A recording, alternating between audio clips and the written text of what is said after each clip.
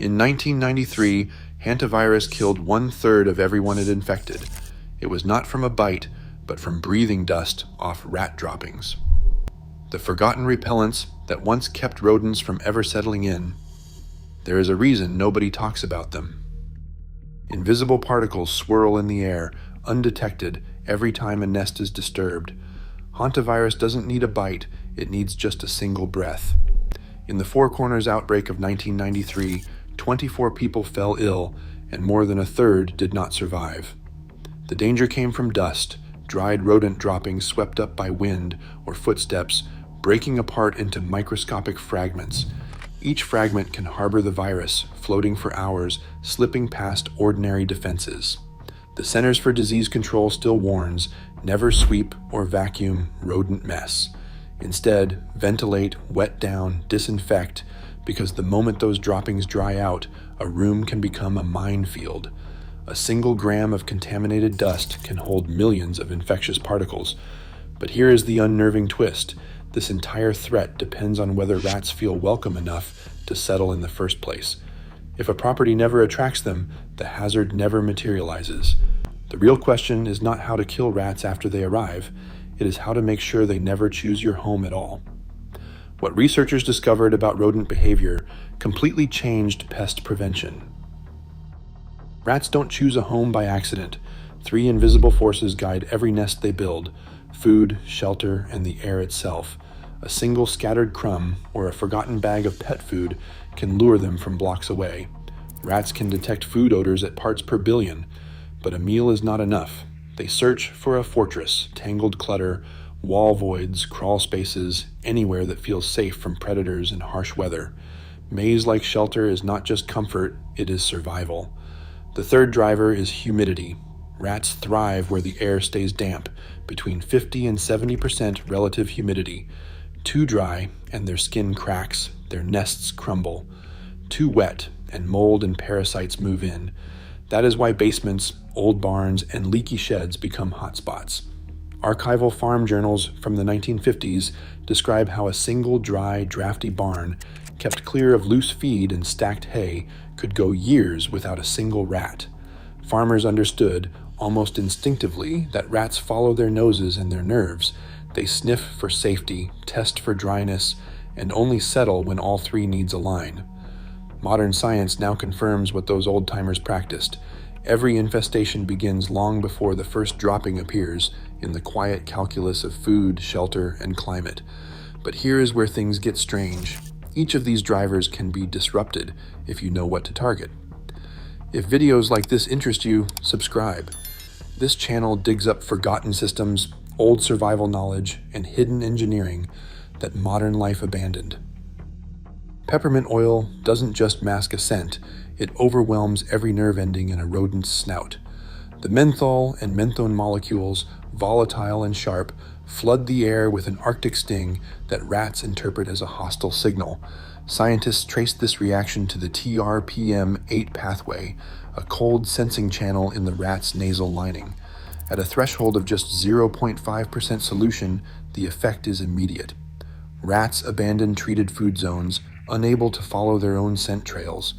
In 2023, a field trial found peppermint alone dropped trap captures by 31%. But here is the catch: its power fades fast. Every 48 hours, the aroma must be refreshed, especially in warm or humid spaces. Old extension bulletins from the 1960s advised soaking burlap strips in peppermint and hanging them in barn corners, a practice that worked best when the air stayed dry. Safety demands respect. The oil is flammable, and even a splash can irritate skin or eyes. Always dilute, wear gloves, and never spray near open flames. Peppermint is a barrier, not a cure-all, but when deployed at entry points and food caches, it becomes the first invisible wall.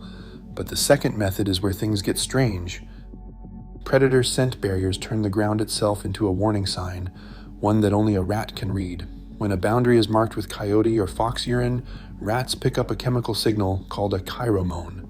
Their vomeronasal organ, buried deep in the snout, fires off a fear response. Even a trace along a wall or entryway can trigger a wave of anxiety, making the area feel occupied by something higher on the food chain. In 1962, an Iowa farmer sprayed diluted coyote urine around his barn eaves. The gnawing and dropping stopped for weeks, but only as long as the scent stayed fresh. Every 2 weeks, he would reapply, his own invisible perimeter. Modern science tried to replicate that effect. A 2018 field trial found wild rats ignored predator scents when food was abundant.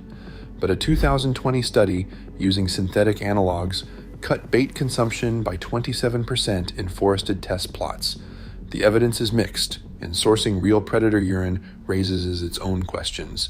Still, the principle stands: rats avoid places that feel recently claimed by a hunter.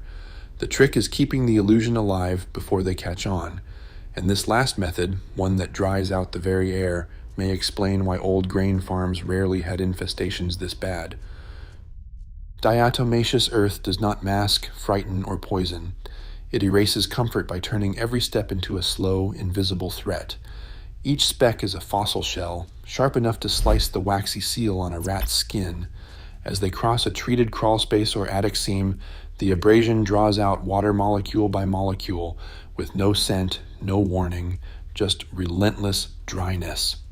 In a Kansas field trial, rat activity dropped by 38% after 4 weeks of diatomaceous earth dusting. But there is a catch. If humidity creeps above 65%, the powder clumps and loses its edge. Only low moisture zones hold the line. Food grade, diatomaceous earth is classified as generally recognized as safe, but the dust can irritate lungs. Always wear an N95 or better when spreading it. The science here is pure physics, not chemistry. No rat can adapt to dehydration. Layered with scent barriers and peppermint, this is the final wall. But the real strength comes when all 3 defenses overlap, locking out the problem before it starts. Pest control is not just a battle against rats, it is a business built on repetition. In 2023, U.S. exterminators pulled in $3.2 billion, much of it from contracts that promise regular chemical treatments and bait station refills. The numbers tell their own story. 73% of surveyed professionals admit they never recommend natural repellents, even when field studies show real-world drops in rodent activity. Why? Recurring extermination is reliable revenue. Preventive strategies like peppermint, predator scent, or diatomaceous earth do not need monthly service calls or costly reapplications by a technician. Regulatory agencies quietly limit funding for minimum risk repellents, while industry lobbying keeps the focus on products that guarantee repeat business. The message is clear: as long as the system profits from the problem, true prevention stays in the shadows. One method might keep rats away for a night, but layering all 3, peppermint at entry points, predator scent along the walls, and diatomaceous earth in crawl spaces, changes the outcome. In a university field trial, homes using this integrated checklist saw rat activity fall by nearly 70%. That's not a claim, it's a documented result. The 5-step protocol begins with sealing every gap wider than a pencil. No barrier matters if rodents can stroll in. Next, peppermint oil is applied to cracks, food storage, and runways, refreshed every 48 hours in warm weather. Predator scent sachets come third, placed near attics, crawl spaces, and baseboards, and replaced weekly to maintain the illusion. Fourth, food-grade diatomaceous earth is dusted in dry, hidden places, under appliances, behind boxes, and inside wall voids. Always use a mask to avoid inhaling powder. Fifth, non-lethal traps monitor activity and are adjusted as needed. Each step is simple, but together they create a fortress rats avoid. These are not old wives' tales. They are field-tested, low-risk, and practical for anyone breaking the infestation cycle. Safety is key. Wear gloves for oil, wear a mask for dust, and never mix chemicals near open flame. Every layer adds protection against invisible threats. Prevention is not dramatic, but in the silent fight against Hantavirus, it is how the battle is won before it starts. Every year, rodent invasions rewrite the rules of survival, yet the oldest defenses sit gathering dust. Sometimes, what's forgotten is exactly what we need. If videos like this interest you, subscribe.